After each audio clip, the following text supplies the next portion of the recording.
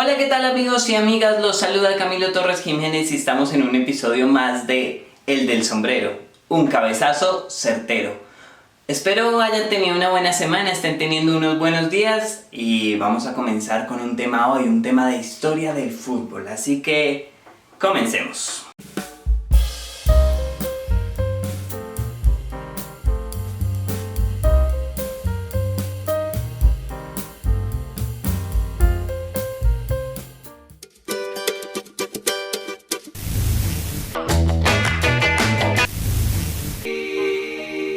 El tema del día de hoy, como lo pueden apreciar acá en el cuadro con el balón, es el Mundial de 1930 disputado en Uruguay.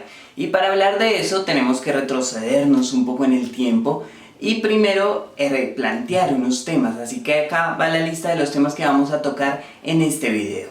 John Harley, jugador escocés, Olímpicos de 1924, Olímpicos de 1928 y Mundial de Fútbol de 1930. Empezamos por John Harley, un escocés que trabajaba en la ferroviaria inglesa en los años de 1904. Él se traslada a Buenos Aires y empieza a jugar con el equipo Ferrocarril Oeste. Este equipo era construido, fue fundado por trabajadores de la ferrocarril inglesa. En ese momento, unos 4 años después, el equipo de Ferrocarril Oeste juega un partido amistoso contra Peñarol de Uruguay, que en ese momento era dirigido por José Piendiveni. El técnico ve ese jugador, ve cómo está jugando en la posición de centro half, que para no hacer largo el cuento se podría resumir como, siendo un poco inexactos, pero para hacernos una idea, como un medio centro de la época. Y cabe aclarar que los escoceses eran los pioneros del juego asociativo. Cuando empezó el fútbol 50 años atrás, los ingleses jugaban esto como si fuera rugby.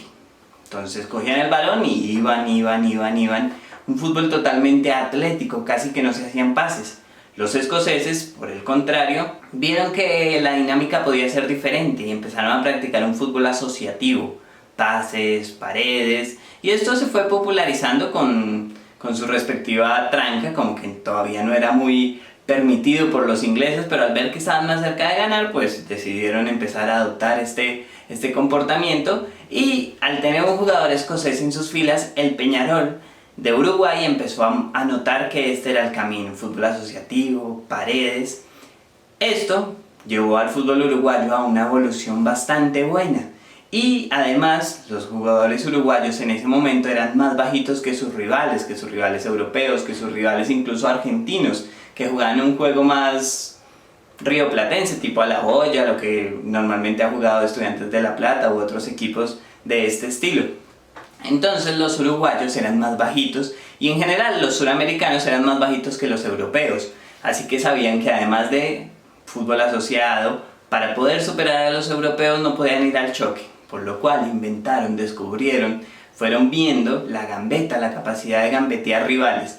Y este fútbol sudamericano logró evolucionar para que en 1924, 1928 y 1930 el fútbol sudamericano superara al fútbol europeo por mucho y viera cómo Uruguay era la cuna de todo esto y ganaba 3 campeonatos prácticamente mundiales, porque los olímpicos en ese momento empezaron a ser un torneo que empezó siendo mundial. Les voy a contar un poco la historia de esos olímpicos en el que los uruguayos superaron a los europeos. Bueno, en 1914 la FIFA se reúne y empieza a hablar sobre la posibilidad de disputar un campeonato mundial, un campeonato internacional. Entonces le pide el favor a los Juegos Olímpicos, le confiere la posibilidad y lo empieza a ver como un campeonato mundial. Entonces los Olímpicos de 1924, que se disputan en París, prácticamente es un mundial. Sin embargo, recordemos que en ese momento el espíritu olímpico era jugar con jugadores amateurs, lo que diezmaba un poco las selecciones europeas. No tanto en estos Olímpicos como sí en los de 1928. En los Olímpicos de 1924, para Europa era un acontecimiento jugar con equipos sudamericanos. Casi no se habían dado estos encuentros, normalmente veían como con desconcierto el fútbol sudamericano. Yugoslavia era el primero en enfrentarse a Uruguay y envió observadores.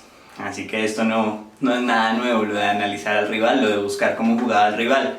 Y el técnico uruguayo se dio cuenta de esto y ordenó a sus jugadores que en el entrenamiento jugaran como si fueran amateurs. Entonces no hacían pases bien, se tropezaban con el balón, no corrían, trotaban. Aparentaron ser totalmente torpes. Los yugoslavos se confiaron y en el primer partido de los Olímpicos los uruguayos le propinaron nada más y nada menos que una goleada de 7-0, empezando su camino hacia el título. Continuó ganándole a Estados Unidos 3-0, 10 goles, 0 goles recibidos y 10 a favor. Luego a Francia le ganó 5-1, a Holanda 2-1 y en la final, con un fútbol maravillosamente estético, con un fútbol de gambeta, de pase, de asistencias, le ganó a Suiza por 3-0, lo que convirtió a Uruguay en el primer campeón mundial prácticamente. En ese momento, pues bueno, ya vemos que luego la FIFA no se habla mucho de este tema, pero Uruguay puede portar 4 estrellas en la camiseta, las 2 ganadas por los mundiales y las 2 ganadas en estos olímpicos, así que hay siempre una lucha por validar estos Juegos Olímpicos como un campeonato mundial. Luego vendrían los Olímpicos de 1928. 1928 ya empieza a ser más problemático que el torneo se desarrolle solo con jugadores amateurs, porque en Europa ya se empieza a profesionalizar el fútbol. Y esto hace que muchas selecciones no asistan, que los Olímpicos no tengan tanta relevancia y que para los Juegos Olímpicos de 1932 en Los Ángeles, en la lista preliminar, ya no estén aceptados el fútbol como juego olímpico. Esto hace que la FIFA tenga que tomar cartas en el asunto y ahí empieza a construirse lo que se dio 2 años después en el Mundial del 30. Cabe aclarar que estos Olímpicos de 1928 los volvió a ganar Uruguay, esta vez ante su similar de Argentina, en una final realmente buena y en un duelo que ya, pese a lo joven que era el fútbol en ese momento, ya completaba más de 90 partidos. Una rivalidad muy fuerte desde sus inicios y como lo vemos ahora que cualquier partido Uruguay-Argentina es en realidad una batalla, bueno, más allá de cuando se ponen de acuerdo para eliminar a otros rivales. Entonces un partido realmente importante, esa final de 1928, los uruguayos se vuelven a imponer con su estilo, vuelven a hacer fútbol asociativo, fútbol de pases, fútbol de pared, gambeta. Los argentinos recordemos que eran un poco más de juego directo. Cabe aclarar que en 1924, algo que se me había olvidado decirles, en la final de los Olímpicos, los uruguayos dan una vuelta a la cancha por el reconocimiento que le da la hinchada. Eso fue en París. Y ahí nace la vuelta olímpica como la conocemos hoy en día, que cada vez que un equipo queda campeón da la vuelta olímpica. Eso viene desde 1924. Así que ahora sí vamos al Mundial de 1930 en Uruguay. Bueno, este Mundial dura tan solo 17 días. Desde julio del 13 al 30 de julio de 1930. ¿Por qué se decide que sea Uruguay la sede del Mundial? Bueno, en Europa estaban muy golpeados por la Primera Guerra Mundial, aún no había una cierta estabilidad, que uno dijera que estaban en sus mejores épocas, no, era un continente golpeado. Además, Uruguay cumplía 100 años en 1930 de su primera constitución.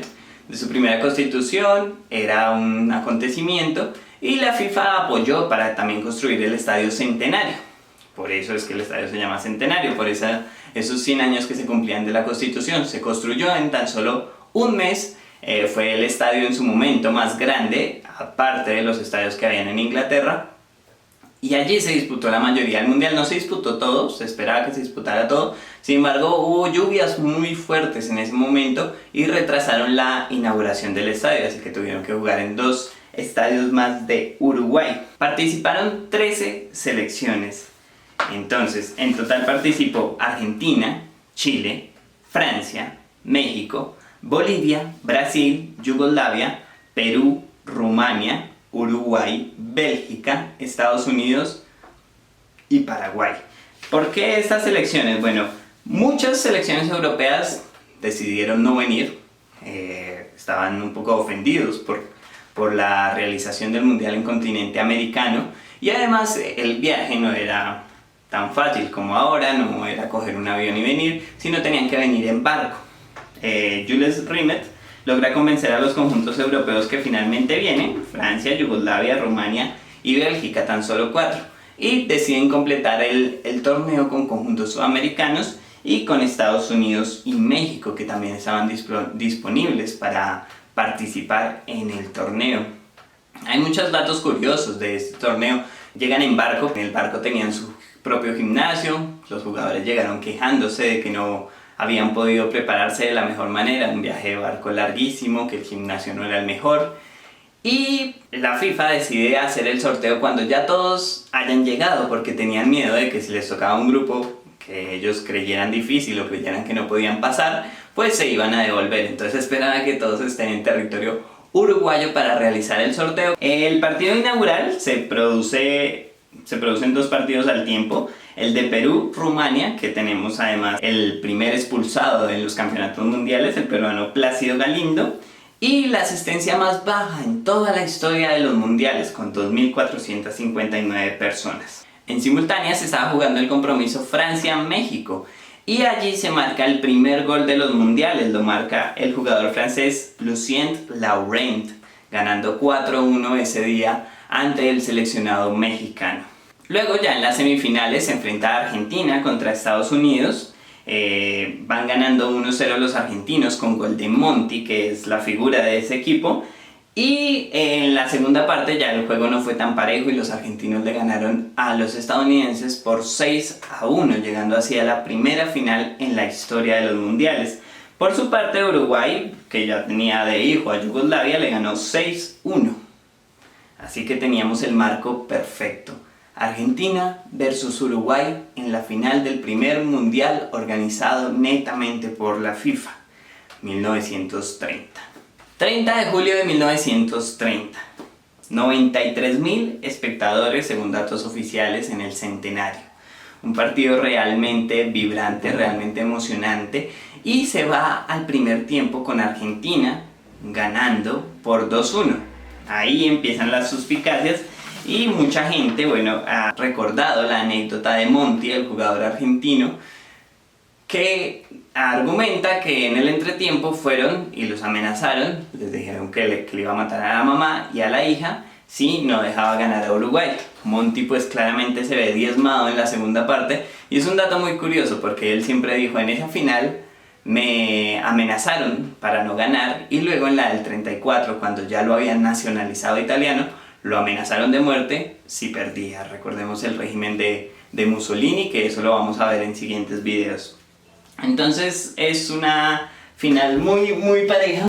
También otras fuentes dicen que el primer tiempo fue jugado con balón argentino y el segundo tiempo fue jugado con balón uruguayo, lo que generó que el marcador fuera el primer tiempo favorable a los argentinos y el segundo tiempo favorable a los uruguayos.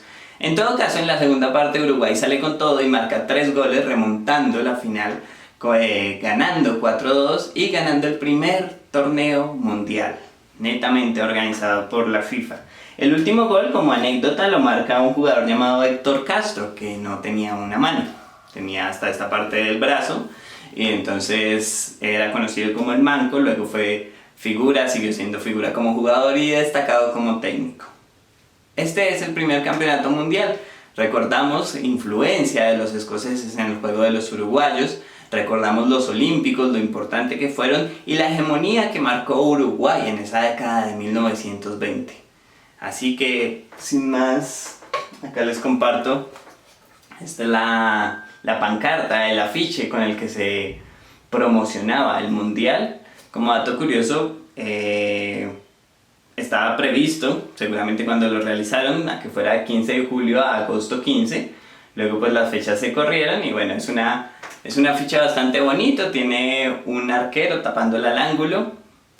Y esto es todo por el día de hoy. Espero hayan disfrutado del video, espero les haya quedado clara la historia del Mundial de 1930.